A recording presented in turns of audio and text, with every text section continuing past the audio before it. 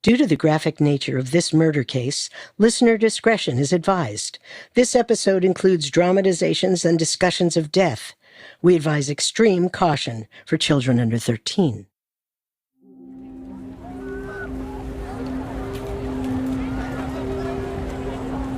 On June 12, 1937, the small town of Stony Brook, New York was surging with people. The narrow streets and quaint storefronts were jam-packed. Cars were backed up throughout the town square. Restaurants were running out of food trying to keep the influx of tourists fed, so a few residents set up hot dog stands on the side of the road. Long into the night and throughout the weekend, things only intensified. Pretty soon, the town was completely overrun. The locals could hardly recognize their once peaceful Long Island community. And while it was concerning, it certainly wasn't confusing. Everyone knew exactly what had spurred this mass influx of visitors. Alice Parsons. Alice was a wealthy 38-year-old who had gone missing only 3 days earlier. She was all anyone could talk about. Press outlets from far and wide covered the story, and when a ransom note was found and the case was deemed a potential kidnapping, the media frenzy started to spiral out of control. This was slowly becoming a spectacle on display for the whole nation to see. And it's no surprise, because Alice's disappearance was much more than just a kidnapping. It also involved a love triangle, illegitimate children, the FBI clashing with local police, Russian ex-lovers, and more intrigue than anyone knew what to do with. However, regardless of how successful this story was for the papers, the officers tasked with bringing Alice's captors to justice were not so lucky. Lies and deception waited at every turn, and it became clear that the people thought to be Alice Parsons' nearest and dearest might have been plotting her demise all along.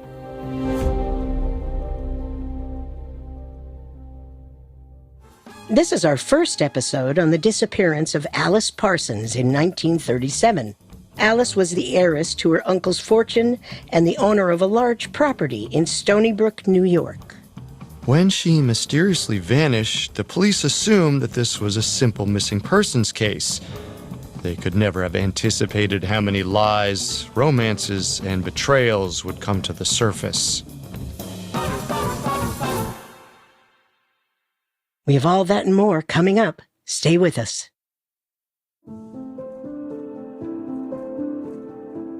Alice Parsons was born Alice W. McDonnell on May 3, 1899 in Bay City, Michigan, to parents Frank and Alice Sr. She had 2 brothers, Frank Jr. and Howard. Frank Jr. and Howard were more than just family to Alice. They were her best friends. Even though the 3 kids grew up in a rough neighborhood, they worked together to make the most of it. But in 1905, tragedy struck. Alice's mother passed away after she had a miscarriage. This ripped the very fabric that held her family together. It was certainly hard on young Alice, but no one bore the brunt of this loss quite like her father, Frank. He was forced to process his own grief while learning how to be a single father. And while Alice's brothers felt easy enough to raise, he had no idea what to do with a young girl. He loved his daughter dearly, but sometimes it felt like she was a different species. After a few months, Frank knew he needed to find help. He couldn't give Alice the life she deserved on his own, but he knew someone who could. His late wife's brother, Colonel Timothy S. Williams.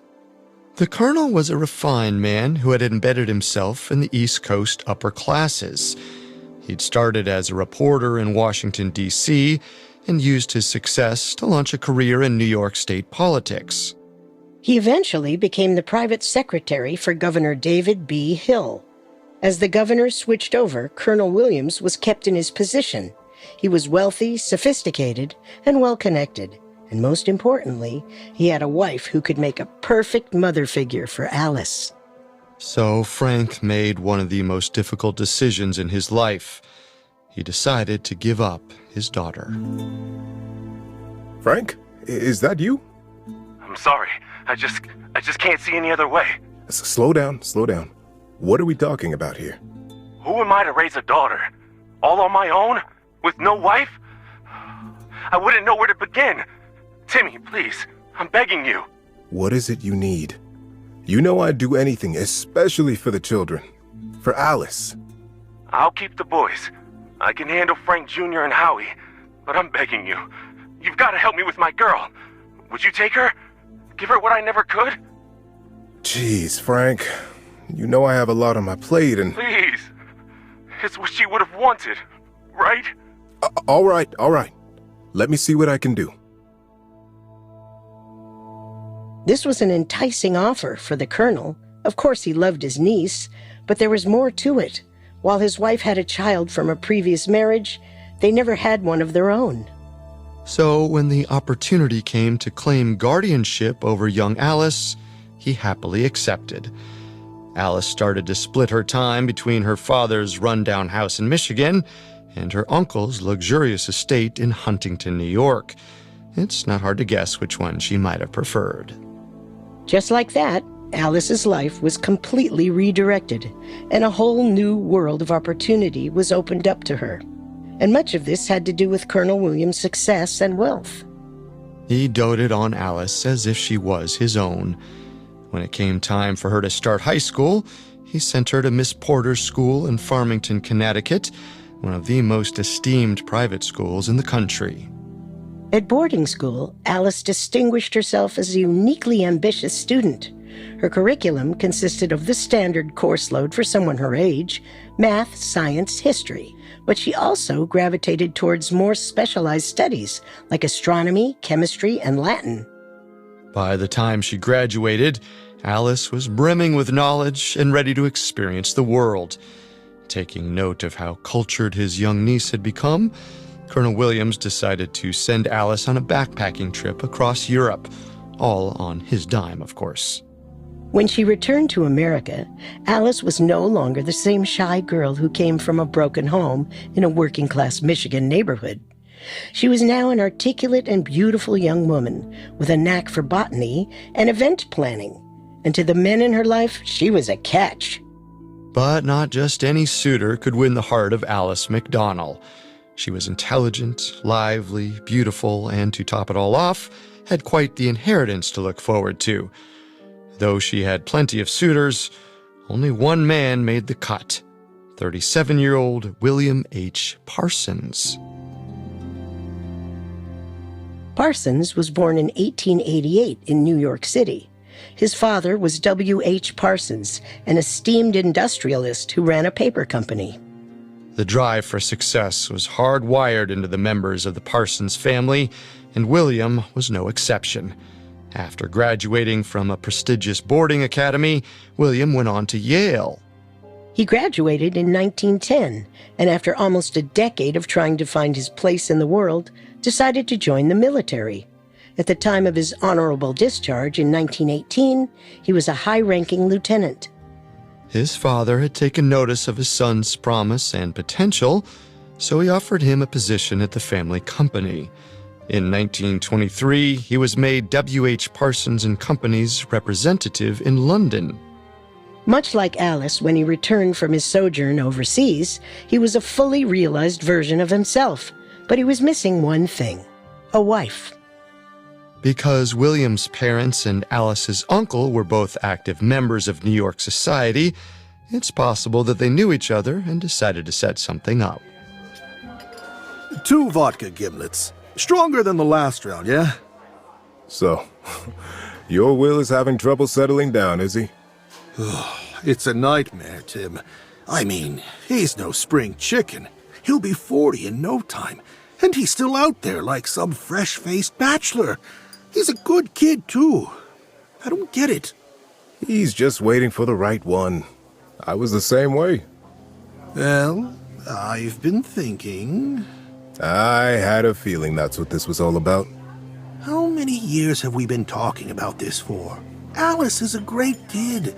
My boy is a true gentleman, just like his father. Come on, let's at least just set them up for a few drinks at the club. What's the worst that could happen? Soon enough, William Parsons and Alice McDonnell were introduced to each other. They fell for one another almost immediately, and that same year, they were engaged to be married. William's parents and the Colonel might have been proud of themselves at this point for finding two people who seemed to love each other so deeply. But in retrospect, maybe they should have thought twice before playing matchmaker.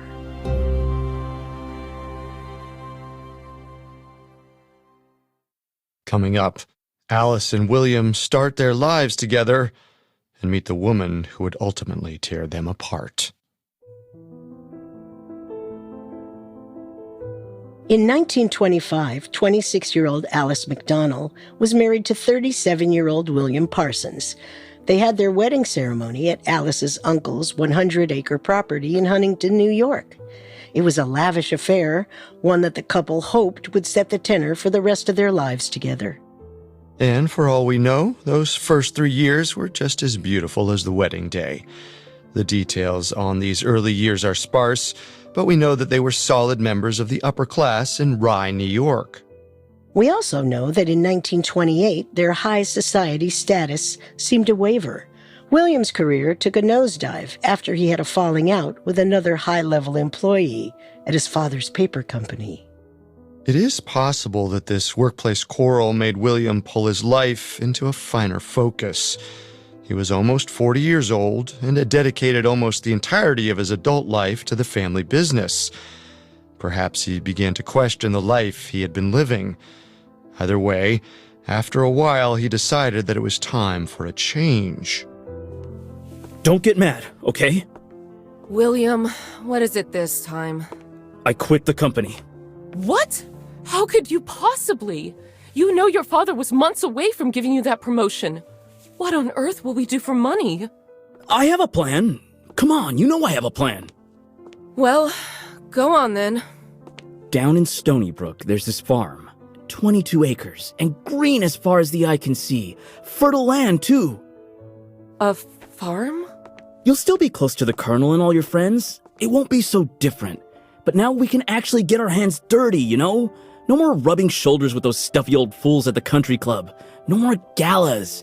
This is real life, and this is exactly where we should be starting our family. So what do you say? It sounds kind of nice, actually.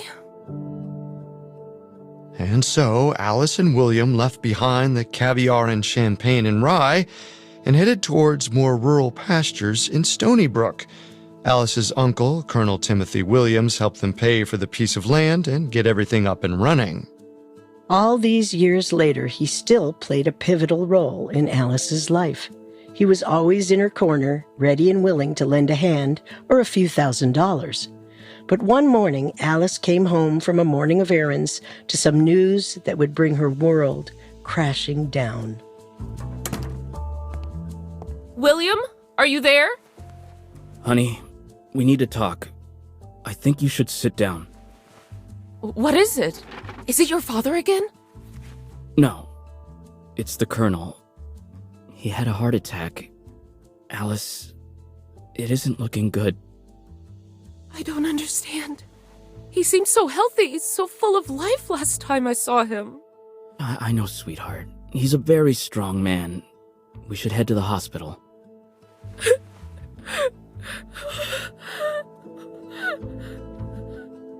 Colonel Williams passed away shortly after. This marked another tragedy in Alice's life. Her mother had died, and now the man who'd saved her was gone too. Life as she knew it had only begun once the Colonel came into the picture. She didn't know how it could possibly continue on without him. But even though she knew she could never bring him back, the lofty inheritance she received did help lessen the blow. As it is stated in Timothy S. Williams' will, you, Alice Parsons, are entitled to inherit the sum of $30,000. Mr. Williams' estate is to be sold, with 30% of all profits to be transferred onto you. After the estate was sold, Alice walked away with a sum of money that most people could only dream of making throughout their lifetime. And while it was nice to have a monetary cushion to fall back on, Alice continued to suffer in silence. But while Alice sat in a grief-stricken stupor, Her husband, William, started looking for a way to use this unexpected cash. He had never been so laser-focused in his ambition. Feeling compelled to prove to himself and family that he was more than his father's legacy, he decided to forge a new path entirely, one that no one in his life could have predicted. In 1928, he left the corporate world behind entirely and decided to raise birds, specifically young pigeons, also known as squabs, and geese. Thanks to his time spent amongst New York's social elite, he had some insider knowledge on fine dining trends. So he started making pâté from the young pigeons he kept on his farm and canning it. He sold this product directly to catering companies and restaurants. Even though the business seemed like an odd choice, Alice was supportive. She started tending to the sick and injured animals and handled many of the small workday tasks on the farm. William handled most of the heavy lifting in business. For a while, the two made quite a successful living. But soon enough, Alice started to feel like life was about more than just canned pigeon livers. You've been awfully somber tonight.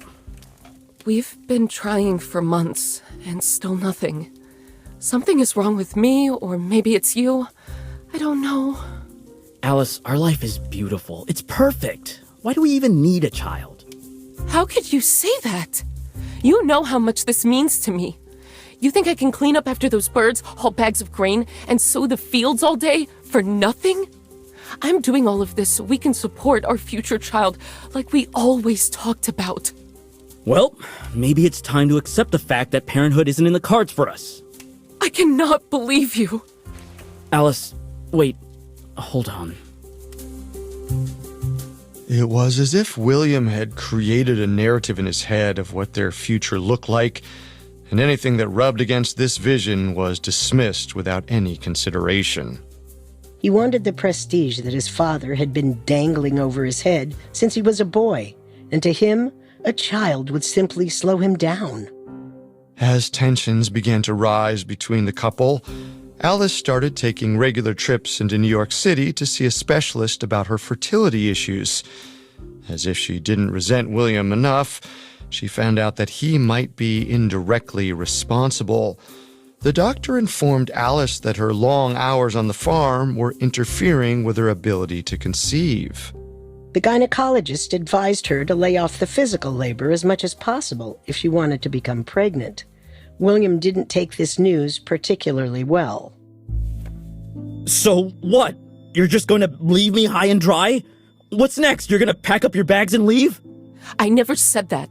Whether we're trying for a child or not, it doesn't make sense for me to be working the way I have been. I am your wife, not your employee. Well, what do you suggest then? I have the name for several housekeepers in the area. Housekeeper? The house isn't the issue. We'll make sure they can carry their weight. You need to meet me in the middle, or I will start packing those bags. Alice and William set up several interviews, each more disappointing than the last. But then a young Russian woman and her son arrived at their doorstep. These two were completely different from the rest of the candidates. They seemed charming and smart, more like friends than possible employees. The Parsons clicked with them instantly. You must be Anna! And you, little one, must be Roy. Go ahead, say hello. He's a bit shy. I was just like you when I was a boy. Don't worry, I'm sure he'll open up once he gets a bit older. Thank you so much for letting me bring my son along. I know it's a lot to ask to bring both of us into your home, but I assure you we'll do good work. And the two of us, we are a great team. It is our pleasure. Isn't that right, William? Indeed it is. And your husband, does he live nearby? No, it's complicated. He's in London, actually. We're no longer together. He isn't a very good man. That's a shame, to treat such a beautiful young lady like yourself so poorly. William. Right. Well, anyway, please, come in. Let's chat. Anna Cuprianova was born Anna Shishov in Crimea, Russia on February 4th, 1901. She knew tragedy from an early age. Her brother was murdered by Bolsheviks during the Russian Revolution in 1918.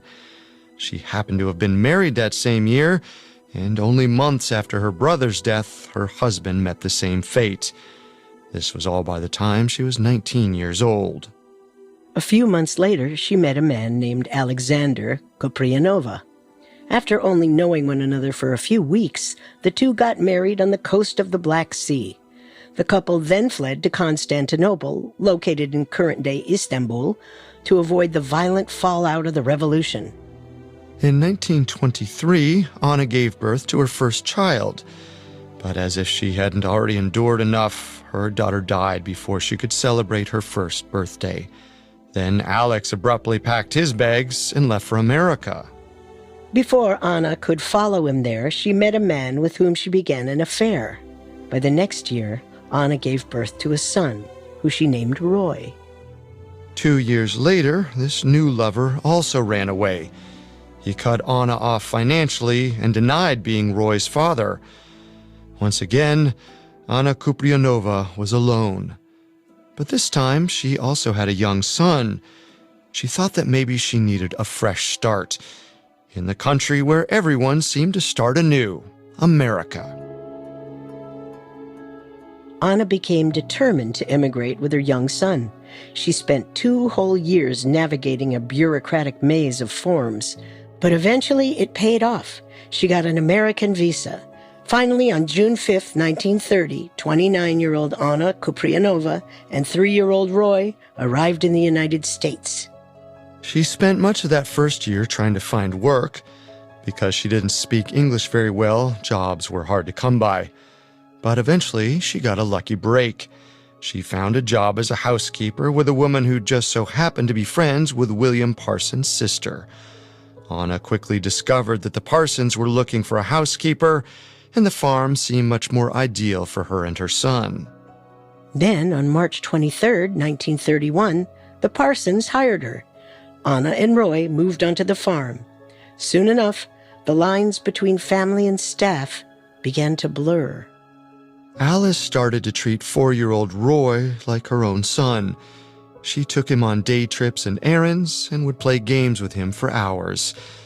It's possible that after years of fertility issues, she saw Roy as the little boy she could never have on her own. Eventually, it seemed like she cared for him more than his actual mother did. William, on the other hand, had his sights set on something different. He wanted Anna, and found himself deeply attracted to her strong, domineering personality. She seemed like the exact opposite of his gentle, soft-spoken wife, and he liked that. Both of the Parsons probably knew that their marriage was disintegrating. They'd been fighting constantly about the farm business and the possibility of starting a family. Both of them ended up finding refuge in another person. For Alice, it was Roy, and for William, it was Anna. Of course, there was nothing wrong with Alice acting as a mother figure to a wide-eyed immigrant child. William's infatuation was far more problematic. Soon enough, he was having a full-blown affair with the housekeeper. William and Anna's liaison started out bad, but soon enough they became something much worse. Jealousy, greed, and lust continued to swirl around the Parsons farm, and when it all became too much, the unthinkable happened.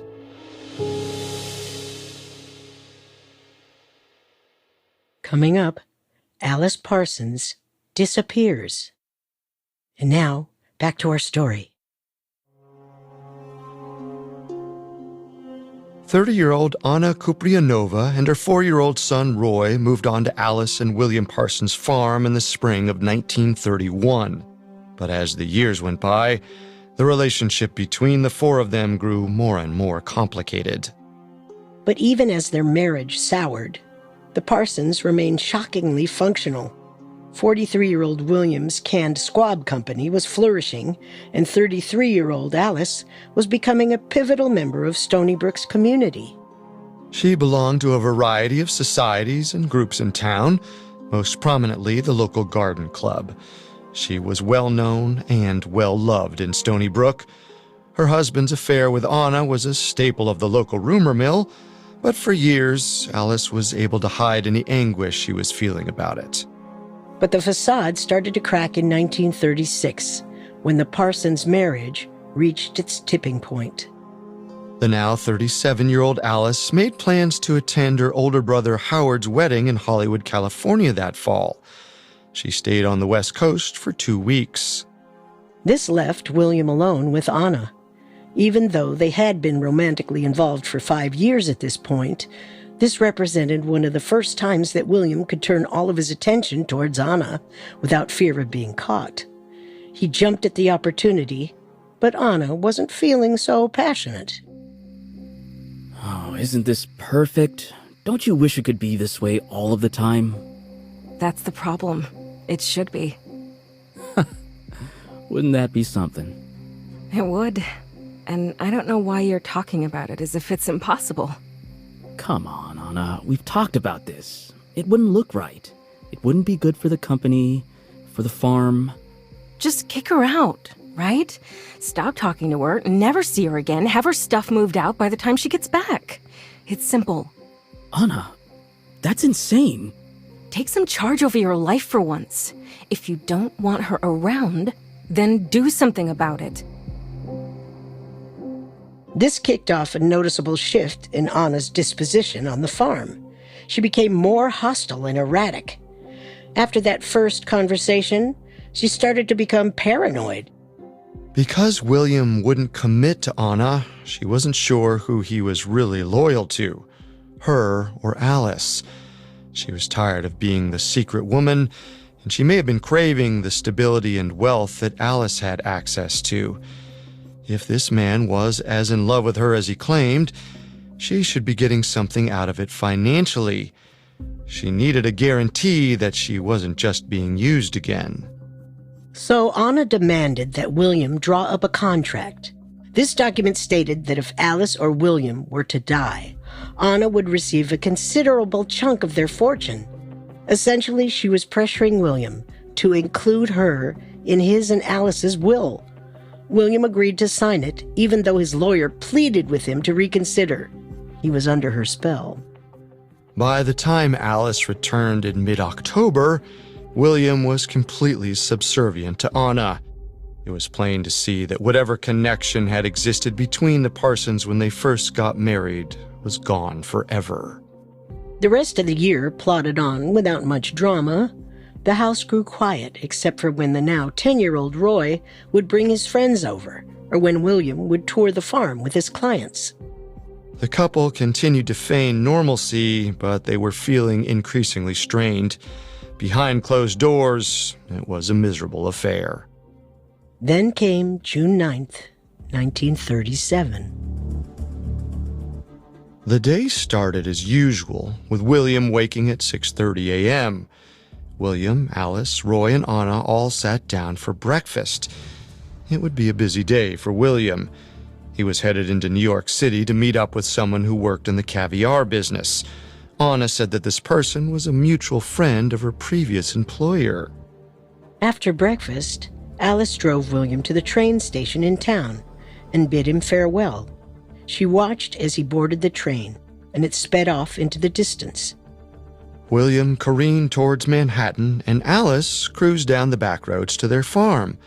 It all felt so simple, but this was the last time they would ever see each other again. Alice returned to the farm sometime after 8 a.m. She parked the Dodge sedan outside the back of the farmhouse. By this point, Roy had already left for school. So it was just Anna and Alice, two women who despised each other. And yet they acted perfectly civil in each other's presence. They even started on the housework together. About an hour later, the two of them helped to bandage up an injured gosling's leg sitting side by side.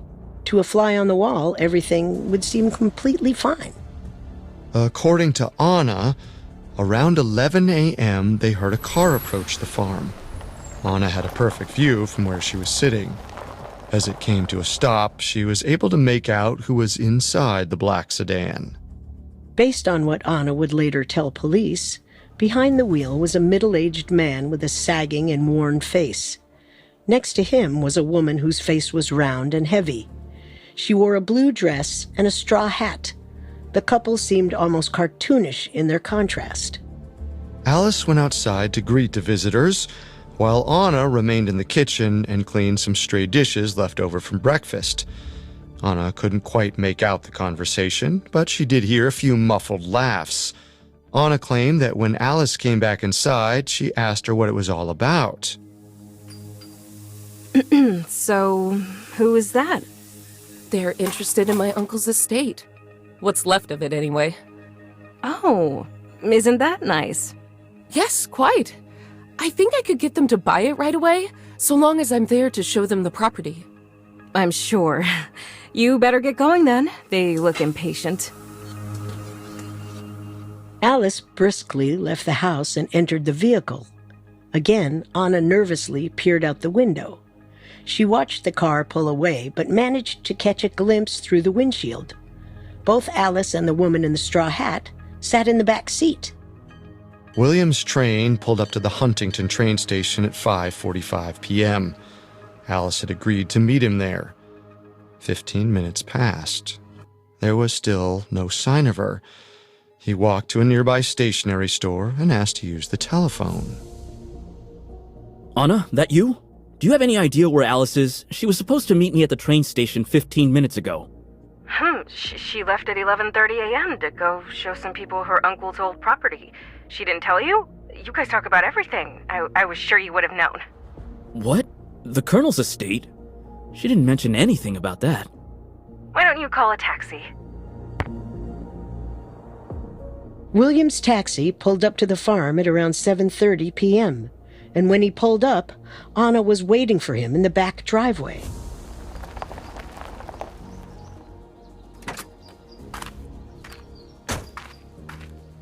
Anna, I'm worried. You worry too much. Come inside. Let's sit down for a nice dinner. I have a pot roast in the oven. Are you joking?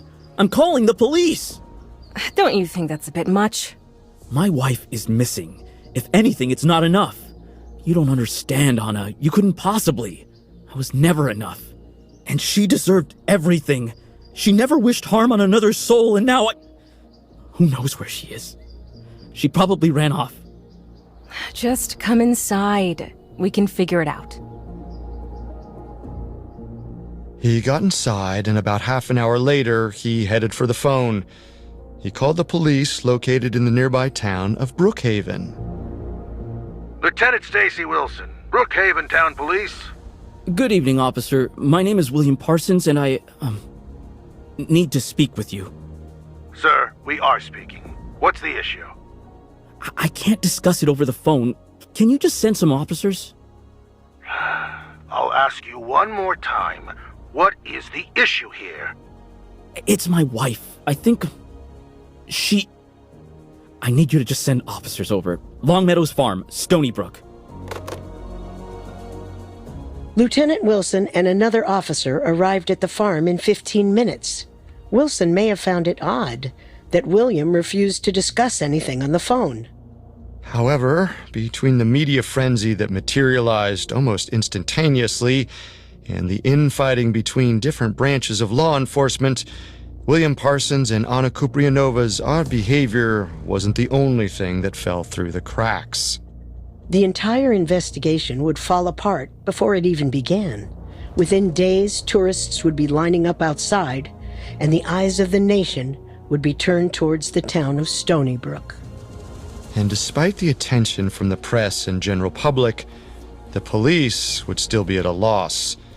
And it's a shame, because a more observant officer may have ended this entire ordeal within the first few minutes.